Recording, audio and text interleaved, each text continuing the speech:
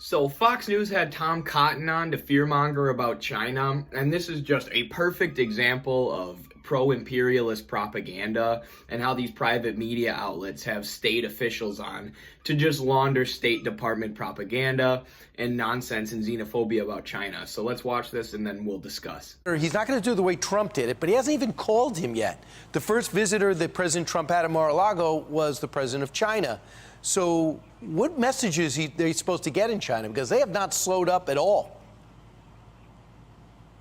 Good morning, Brian. No, they haven't. I'm glad to see Joe Biden singing a different tune now. You know, the campaign, he said the Chinese leadership weren't bad folks and that they weren't our competitors. Of course, they're our most dangerous and long-term strategic competitor. But to simply rebuke President Trump for being the first president in 2 generations to stand up to the Chinese Communist Party and to say he's going to do it differently without specifying how he's going to do it differently is not a show of strength. Look, it was a year ago this week that I started demanding investigations into the labs in Wuhan and whether they could have been the source for the plague that China unleashed on the world. You know, the media at the time hyperventilated that I was spouting conspiracy theories. Now they're admitting it's plausible and it needs to be investigated. Meanwhile, a year later, we're still dealing with the fallout here in America. Our schools are closed and kids are not getting educated in no small part because of Chinese communist malevolence and negligence. All right, so if any Chinese folks are watching this and this is your first experience with U.S. mainstream media, now you know that U.S. corporate media allows people to come on and just launder ridiculous conspiracy theories and provide no pushback at all. Here, obviously, the media had Tom Cotton on, private media having a state official come on without providing any pushback. Obviously, not supposed to be the role of the media. I really don't even have to say that with Fox News. Obviously, pretty much everyone in America who hasn't been living with their head under a rock understands that Fox News is the propaganda arm of the Republican Party, as CNN and MSNBC are for the Democratic Party. So what's Tom Cotton mad about here? First of all, he's mad that Biden said that the leaders of China aren't bad folks. And Tom Cotton would like to let you know that actually no, the entire country of China, 1.4 billion people, they are all evil and they all hate the U.S. and they are all planning to subvert our country. Wanting peaceful relations with another nation, especially another nuclear superpower, that is something Tom Cotton is strongly against, as are all the neocons. Mike Pompeo, Sean Hannity, a series of neocons have all been doing segments on Fox News since Biden's been elected, saying, Biden, you better be tough on China. You better crack down on China. And this is a Joe Biden who said he is going to form a multilateral effort among the U.S. and their allies to put maximum pressure on China.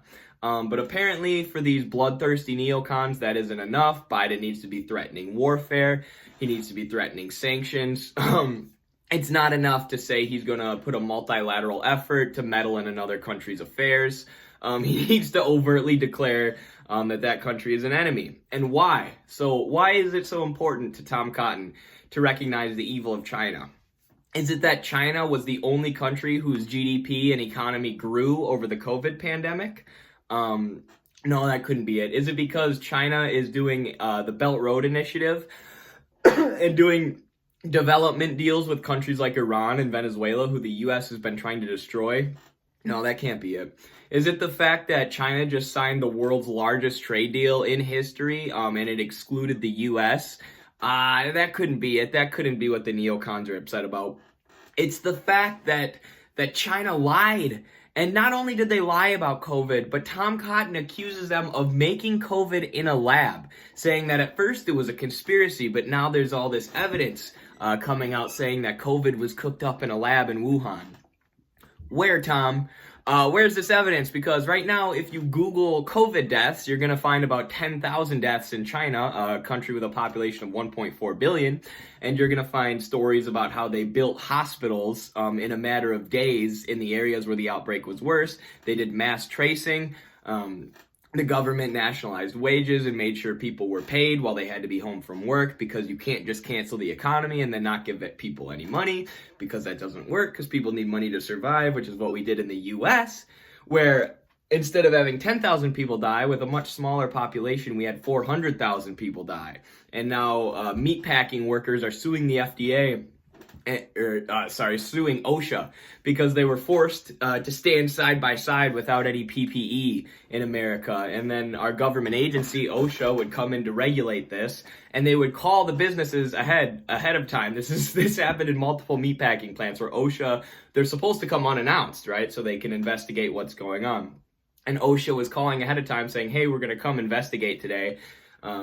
So the meatpacking plants would have people stand 6 feet apart, have them put on the PPE. OSHA would come investigate, they'd leave, and they say, all right, no more PPE, back to business as usual, so we can keep putting out as much meat as we're used to. A bunch of people got COVID, a bunch of people died, and this happened countrywide, nationwide. Now we have 400,000 COVID deaths, the most of anywhere. And we're projecting it onto China. You know, the U.S. State Department has no way to grasp or cope with their failure other than do what they always do, blame a U.S. state enemy. 400,000 people in the U.S. died. It's China's fault. You hear them say here, the schools are closed and it's because of Communist Party subversion. Oh, really, Tom Cotton? Then why are the schools open in China? And why are the schools open in Vietnam? And why are the schools open in Cuba? And they had a tiny fraction of the amount of deaths we had. Why are the schools open there, but not in America? I mean, this is capitalist projection to the utmost degree. Our schools are unopened and 400,000 people are dead. And we look at communist China, who has 10,000 people dead, or yeah, something like that. Much less than the U.S., but it's your fault. You must have cooked the virus up in a lab and given it to us because China is just a giant, evil, communist place that's just trying to subvert the U.S. It couldn't have been, that the capitalist mode of production is just not set up to handle a pandemic, right? It couldn't have been that. It couldn't have been that the U.S. government doesn't care about workers and it's so thoroughly owned by the rich that they couldn't even think of providing minor worker protections during a global pandemic. It couldn't be that. It's all China. So I want to point this out because over the next four years of Joe Biden, the neocons and Fox News are going to be trying to push him to do intervention in China because China is threatening the profits of a lot of the donors of these people. Like I said, fastest growing economy in the world, and they are communist, and they are centrally planned, and they have talked about moving towards socialism, and they just signed the world's largest trade deal in history without the United States. The first time the United States has been left out of a deal like that, and they're scared.